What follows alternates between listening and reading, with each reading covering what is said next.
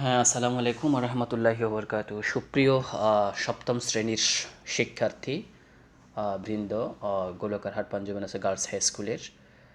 আজকে আমি তোমাদের সাথে তোমাদের বার্ষিক পরীক্ষার আহ, ইংরেজি অংশের যে সমস্ত বিষয়ের উপর ইংরেজি পরীক্ষায় তোমাদের অবতীর্ণ হতে হবে সে সম্পর্কে একটু প্রাথমিক ধারণা দিয়ে তারপরে আমরা একটা ওই যে চেঞ্জিং সেন্টেন্সের অ্যাফার্মেটিভ টু নেগেটিভের কয়েকটা তোমাদেরকে রোলস দেখিয়ে এক্সাম্পল সহ আজকের ক্লাসটা শেষ করব। তাহলে তোমরা একটু আগে তোমাদের সিলেবাসে অর্থাৎ বার্ষিক পরীক্ষায় কি কি অংশ থাকবে অর্থাৎ মানবন্ঠন সেগুলো একটু দেখে নাও। আমি বলতেছি তোমাদের সর্বপ্রথম, হ্যাঁ, পরীক্ষায় অবতীর্ণ হতে হবে এইরকম কিছু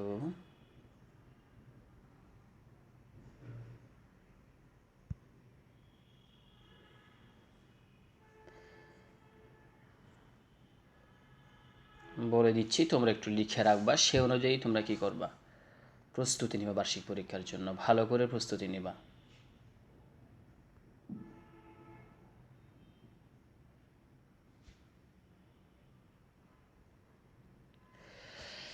হ্যাঁ, তোমাদের ইংরেজি অংশ থাকবে, ইংরেজি সিন পেসেজ থেকে থাকবে তোমাদের কত মার্ক, 15 মার্ক। 15 মার্ক। সেখানে একটা সিন কম্প্রিহেনশন থাকবে, সেখান থেকে মাল্টিপল চয়েস কোয়েশ্চেন থাকবে এবং আনসারিং কোয়েশ্চেন থাকবে। মানে তোমাদের ওই যে সঠিক উত্তরটি চয়েস করতে হবে, আর একটা হচ্ছে তোমার ওই করতে হবে, অর্থাৎ প্রশ্নগুলোর উত্তর দিতে হবে। আর আনসিন পেজেস থেকে তোমাদের 5 মার্ক থাকবে। আর গ্রামার পার্ট থেকে থাকবে, দেখো তোমাদের আর্টিকেল, আমি বলে দিচ্ছি, আর্টিকেল থাকবে, চেঞ্জিং সেন্টেন্সেস থাকবে, সেই সাথে রাইট ফর্ম অফ ভার্বস থাকবে এবং পাংচুয়েশন অ্যান্ড ক্যাপিটালাইজেশন থাকবে।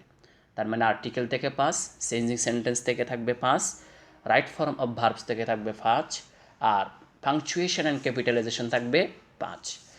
সেই সাথে আমাদের কম্পোজিশন থাকবে এই যে ডায়লগ।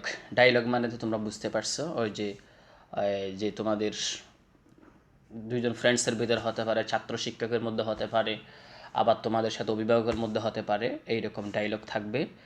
আরেকটা হচ্ছে হয়তো বা ফর্মাল লেটার অথবা ইমেইল। ফর্মাল লেটার মানে অ্যাপ্লিকেশন, দরখাস্ত, অথবা ইমেইল, এই যে এইগুলো থাকবে। তো তোমাদের এই ইংলিশ ফটোটা মানে সিন পেসেস তোমরা কী কী দেখবা, দেখো, ইউনিট 1, ইউনিট 2, ইউনিট 3, ইউনিট 4।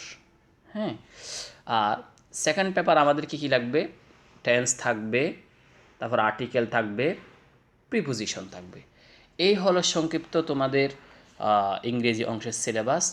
তো আজকে আমি সর্বপ্রথম তোমাদের সাথে ওই যে চেঞ্জিং সেন্টেন্স পার্টের যে ক্লাসে আমরা আলোচনা করতেছিলাম সেখান থেকে অ্যাফার্মেটিভ টু নেগেটিভের কয়েকটা রুলস দিয়ে আমি আজকে তোমাদের ক্লাসটা শেষ করব।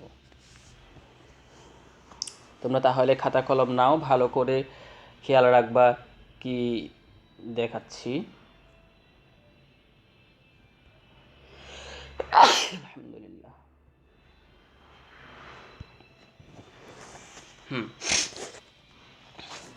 দেখো এই বোর্ড দেখা যাচ্ছে কি না, তোমরা অবশ্যই একটা বোর্ড দেখতে পাচ্ছ। আমি তোমাদেরকে চেঞ্জিং সেন্টেন্স পড়াচ্ছিলাম, তাই না? হ্যাঁ, তাহলে আমি গত ক্লাসে তোমাদেরকে বলছিলাম যে সেন্টেন্সের মধ্যে যখন আমি তোমাদেরকে অনলি দিয়ে 3টা রোলস বলেছিলাম, শুধুমাত্র অনলি দিয়ে। প্রথমটা হচ্ছে দেখো, অনলি,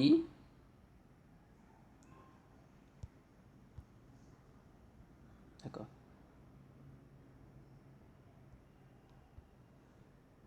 অনলি, সাপোজ মনে করো ইউ। আরেকটা দিয়েছিলাম কি, অনলি এ, ধর দিলাম আমি কি, বুক। হ্যাঁ, আরেকটা ধরো, অনলি 10 এ সাপোজ এক্সেট্রা আর কি। হ্যাঁ, ধরো দিলাম আমি। এই যে তোমাদের এই অনলি দিয়ে যখন ইউ, ইউ হচ্ছে একজন পার্সন, এই জায়গায় তোমার অনলি ইউ হতে পারে, অনলি হি হতে পারে, অনলি দে হতে পারে, অনলি শি হতে পারে, অনলি মনে করো সাকিব হতে পারে, ঠিক আছে কি না, অনলি আল্লাহ হতে পারে। তাইলে এখানে অনলি দিয়ে যখন কোন একজন পার্সনকে বুঝাবে তখন এই অনলি এর পরিবর্তে আমরা শুধুমাত্র কি বসাবো বলছিলাম, এই অনলি এর পরিবর্তে আমরা বসাবো নান বাট। মনে থাকবে, নান বাট বসাবো আমরা, অনলি এর পরিবর্তে নান বাট বসাবো।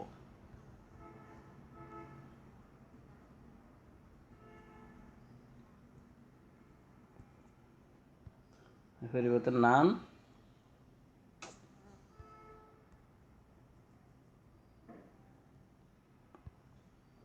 যে নান বাট।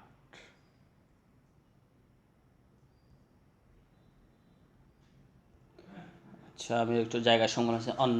এই অনলির পরিবর্তে আমরা কি বসাবো, NONEBUT, নান বাট বসাবো, কারণ এটা দ্বারা একটা কি বোঝাচ্ছে, ইউকে বোঝাচ্ছে। আবার যখন অনলি এ বুক, তাহলে অনলি এ বুক এটা একটা কি, এটা একটা হচ্ছে তোমার এই যে অনলি এ বুক, এটা কাকে বোঝাচ্ছে, এটা বোঝাচ্ছে একটা থিং তথা কোনো বস্তুকে। তাহলে আমরা এই অনলি এর পরিবর্তে আমরা কি বসাবো, অনলি আমি মুছে দিচ্ছি, এই অনলি এর পরিবর্তে আমরা বসাবো, কি বসাবো বলো, নাথিং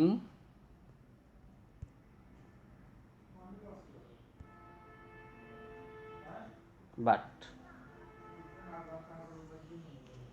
তাহলে দেখো, অনলি এর পরিবর্তে যেহেতু এখানে এ বুক একটা থিংসকে বোঝাচ্ছে, সেজন্য আমরা এখানে বসাবো কি, নাথিং বাট। এটা আমি গত ক্লাসে তোমাদেরকে পড়াইছিলাম।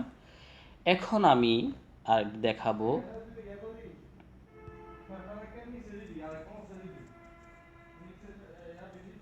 যখন আমরা আবার অনলি 10, তাহলে একটু কোনো নাম্বারকে বোঝাচ্ছে, নাম্বার যখন হয় তখন আমরা কি বলছিলাম, অনলি এর পরিবর্তে, এই অনলি এর পরিবর্তে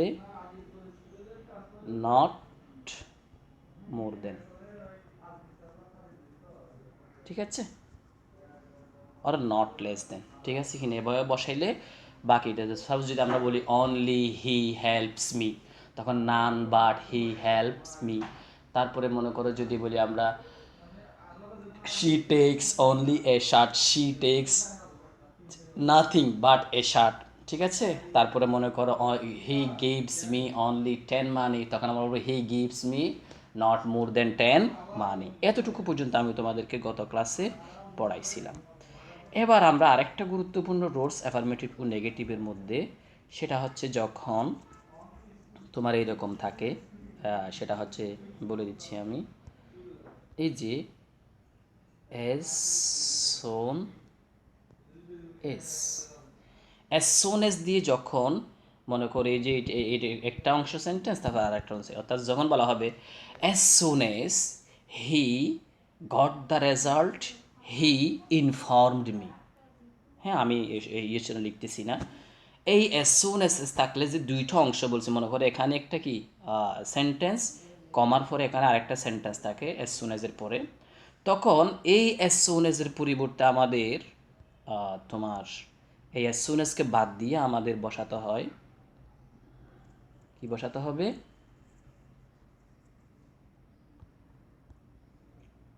নো সোনার, অ্যাজ সুন এজের জায়গায় নো সোনার হ্যাড,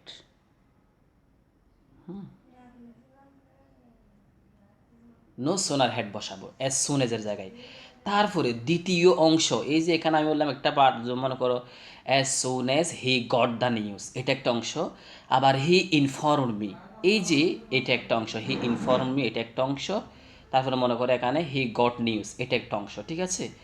তাহলে আমরা অ্যাজ সুন এজকে বাদ দিয়ে নো সুনার হেড বসালাম, তারপর এই জিনিসটা হুবহু বসা দিলাম, অর্থাৎ হি গট দ্য নিউজ, কমায় এটা তুলে দিয়ে আমাদেরকে দ্বিতীয় অংশে শুরু করার আগে এখানে একটা আমাদের, এই যে এখানে আমাদের কি বসাতে হবে, এই জায়গার মধ্যে একটা দেন বসাতে হবে,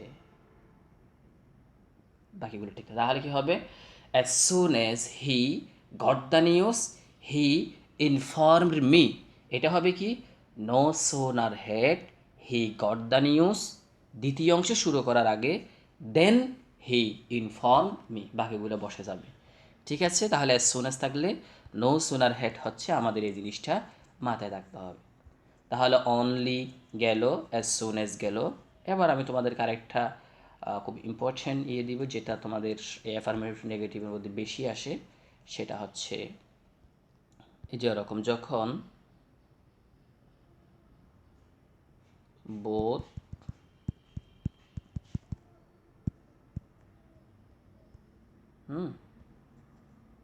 অ্যান্ড, কোনো একটা সেন্টেন্সের মধ্যে যখন বুথ এবং এন্ড থাকে, তখন আমাদেরকে মনে করো যখন আমি বলি he passed both SSC and HSC, সে এসএসসি এবং এইচএসসি উভয়ই কী করেছে, সে পাশ করেছে। He takes both a pen and a, ধরো স্কেল, সে কলমটিও নিয়েছে আবার বইও নিয়েছে। এইরকম যখন বুথ এবং এন্ড থাকে তখন খুবই সহজ, আমাদেরকে এই প্রথম বুথের জায়গায় নট অনলি বসাতে হয়,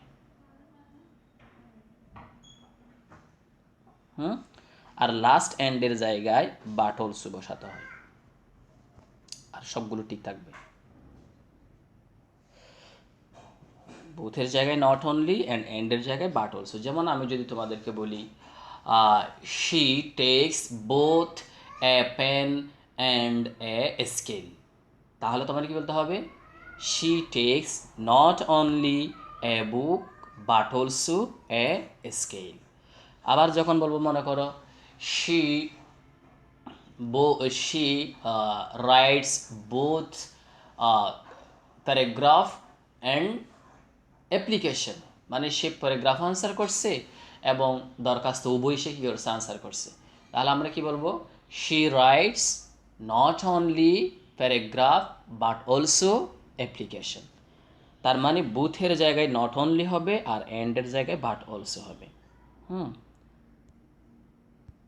গেল। তাহলে এবার আসো, যখন অনলি দিয়ে গেল, বাট অলসো গেল, আরেকটা হচ্ছে তোমাদের এখানে অ্যাফার্মেটিভ টু নেগেটিভের মধ্যে